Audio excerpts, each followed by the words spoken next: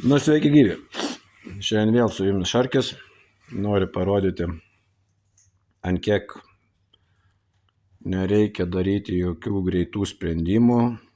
Vienu žodžiu, žmogus atvarė automobilį, sako pakeis man sankabą, bet tos sankabos net tikrai neverta keisti.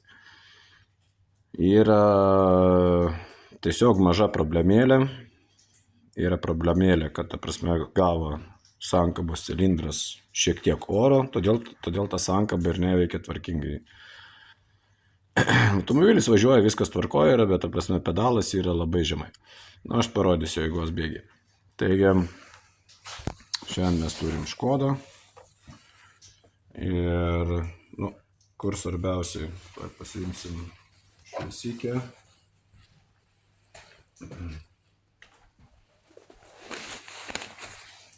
Taigi,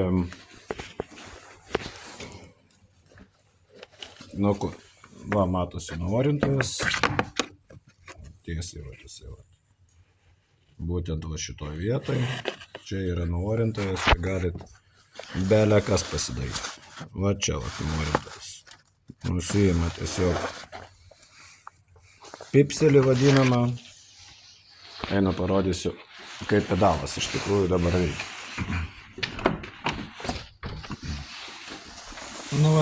Jeigu atkreipsit dėmesį į sankabos pedalą, jisai labai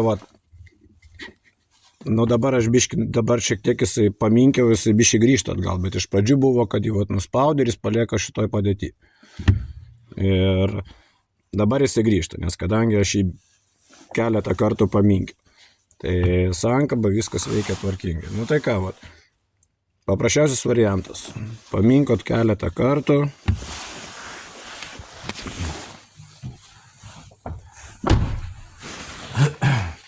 Einat prie nuorintojos. Čia netgi raktelio nereikia. Dabar tik atsargiai aišku akis, kad neapsitaškytumėt. Galite užsidėti šlangelę, kad niekur niekas nenubėgtų. Bet šį kartą aš noriu parodyti, kur ta didžiausia problema yra.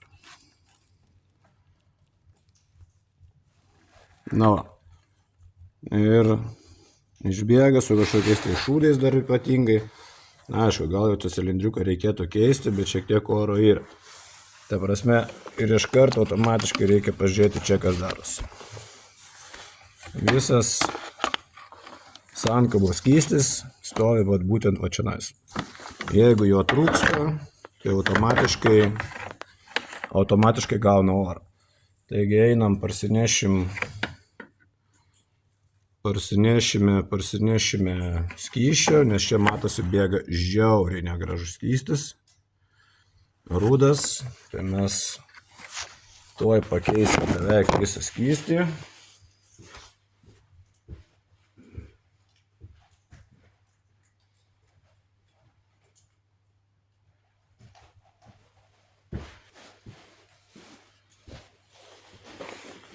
Gaila, jums negaliu parodyti, kaip užpilti, nes kadangi kameros ant galvos dar neturiu.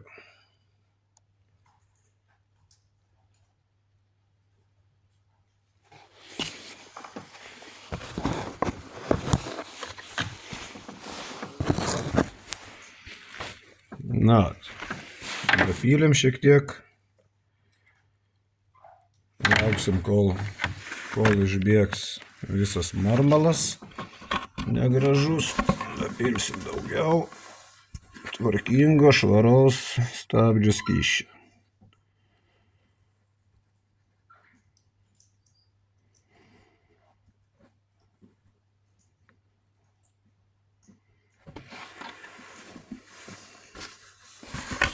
Taigi, tokios kartais atrodo bėdelės. Aišku, dabar aš visą laiką darau taip, kad dabar bent jau jums norėjau tik tiesiog parodyti, gal ir nepadariau. Būtent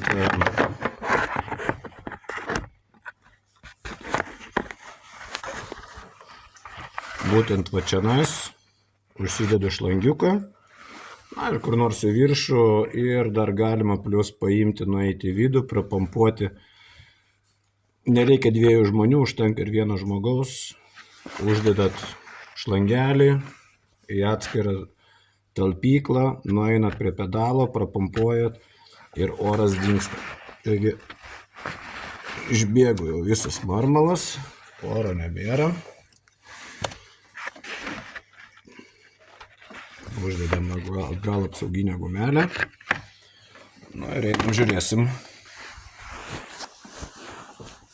žiūrėsim, kas su mūsų pedalu darosi. Šviesą nepasiėmiau. Nepasiėmiau šviesą.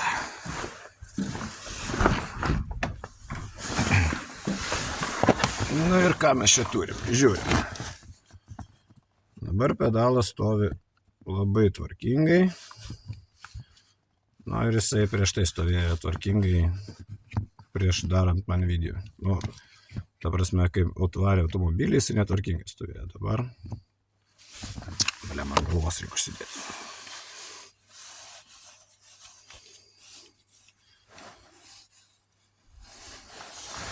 Na ir ką mes turim? Ir pabandom keletą kartų paspaust.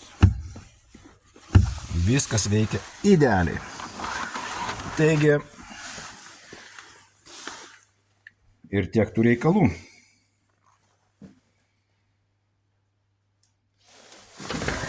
Bandom užkurti.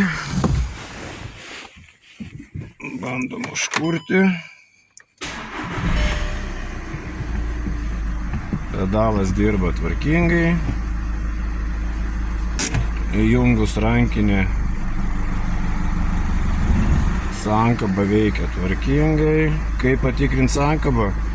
Įjunkit 3 pavarą, pažiūrėkit, ar jinai prabuksos, ar jeigu užgestų variklis, sankaba dirba. Variklis tiek neturi jėgos 3, 4 pavarą prasukti. Netgi dar gazų bišį gali. Užgeso, viskas, sankaba dirba idealiai. Viskas, tiek reikalų. Kur žmogui atsistoja tik tais nuorinimas. O kur tik tais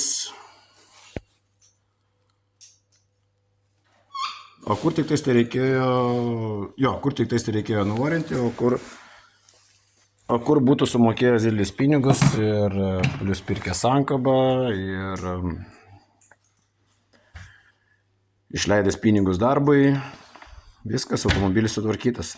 Vat jums ir gerbėmieji važiuoti į tokius servizus, kur servizuose net nesupranta, ką reikia daryti. Tiesiog paima, pasako žmogui, kad reikia pakeisti sankabą ir tai kainuoja, apie minimum 1000 eurų, tikriausiai su detaliam. Čia minimum 1000 eurų su detaliam kainuoja darbas ir detalės. Tai vat, žmogus sutaupė 1000 eurų. Ačiū už žiūrėjimą, iki sekančio, pasidalinkit ir taip toliau. Ate.